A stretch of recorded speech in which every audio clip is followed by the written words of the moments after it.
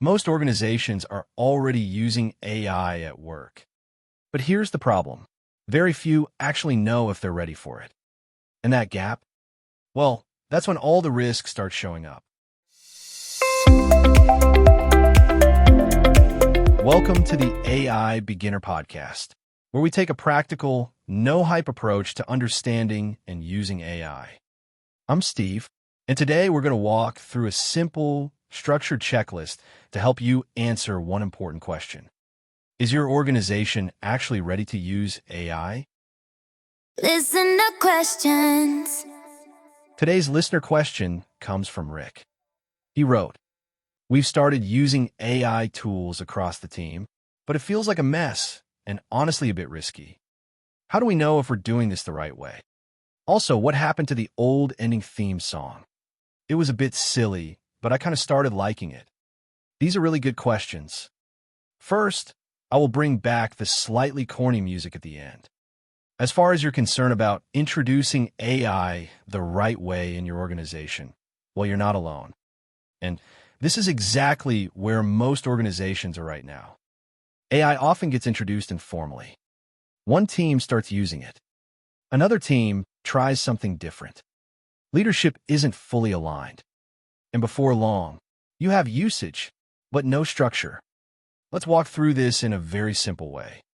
AI readiness isn't about tools. It's about capability. And there are 4 areas to focus on. 1. Leadership alignment. Do leaders clearly understand where AI should be used, where it shouldn't, and what success looks like? Or is usage happening without direction? This matters more than most people think. Because if leadership isn't aligned, then every team starts making their own decisions. This leads to inconsistent usage, conflicting approaches, and unclear expectations. In strong organizations, AI isn't just allowed, it's guided. There's a shared understanding of why it's being used, where it creates value, and where caution is required. 2. Governance and guardrails. Do you have clear guidelines, acceptable use policies, defined risk boundaries? Or is everyone just figuring it out as they go? Because without guardrails, you start to see real problems. Sensitive information being shared, outputs being trusted without review, decisions being influenced without oversight. Governance doesn't mean slowing things down. It means making sure people are using AI responsibly and confidently. Even simple guardrails can make a big difference. 3. Workforce capability. Do your teams know how to use AI effectively? How to evaluate outputs? When not to trust results? Or are they just experimenting and hoping for the best? This is one of the biggest gaps right now, because giving people access to AI tools is not the same as building capability. Without basic understanding, results are inconsistent. Confidence stays low, and adoption never really matures. But when people start to understand how to use AI properly, everything changes. 4. Workflow integration. And this is the one that matters most. Is AI actually integrated into real work? Or is it just being used occasionally? Because there's a big difference between trying AI and using AI as part of a workflow. Look at your day-to-day work. Are there specific tasks where AI is used consistently, in the same way, for the same purpose, with predictable results? Or are things just scattered and random? Because real value comes from repeatability. When AI becomes part of a workflow, that's when you start to see reliable outcomes and measurable improvements, as well as actual efficiency gains.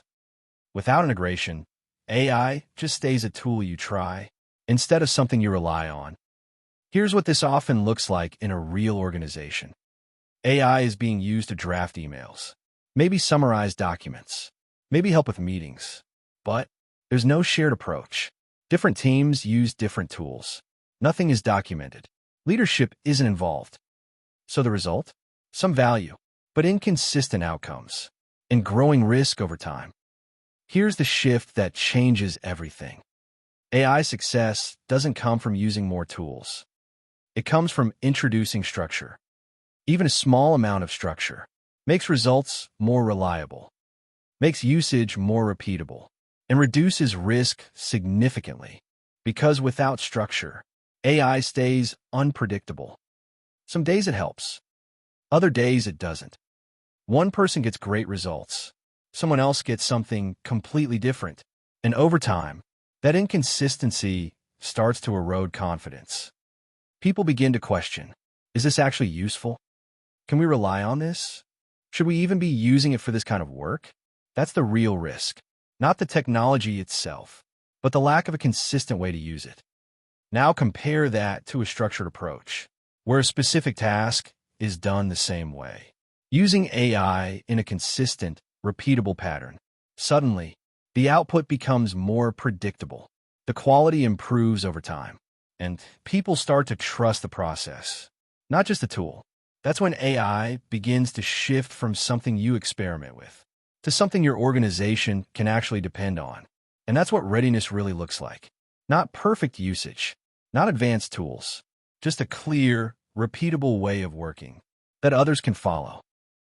If you're in a role where you're responsible for how work gets done, and AI is starting to show up across your team, this is exactly the moment where a little structure makes a big difference. I've created a simple AI readiness assessment that helps you quickly understand where things are working, where the gaps are, and where risk might be starting to show up. You can take it in just a few minutes at aibeginner.net/start. AI hot tip. Here's a quick AI hot tip. Pick one task you do regularly and use AI the same way each time. Not differently, not randomly, the same way. That's how you move from experimenting to building something reliable. Optimistic AI thought of the week. Here's this week's optimistic AI thought of the week. You don't need to move faster with AI. You need to move with clarity. And the professionals who build that clarity now will be the ones others rely on later. If you'd like more practical resources for navigating AI in the workplace, you can find guides, tools, and the readiness assessment at aibeginner.net/start. And if you found this episode helpful, consider sharing it with a colleague who's trying to figure out how AI fits into their organization. Thanks for listening, and I'll see you in the next episode. And Rick, here's that silly music. Schnitzelbeats and circuit dreams. Welcome to the show of machines. Grab your bites and join the scene.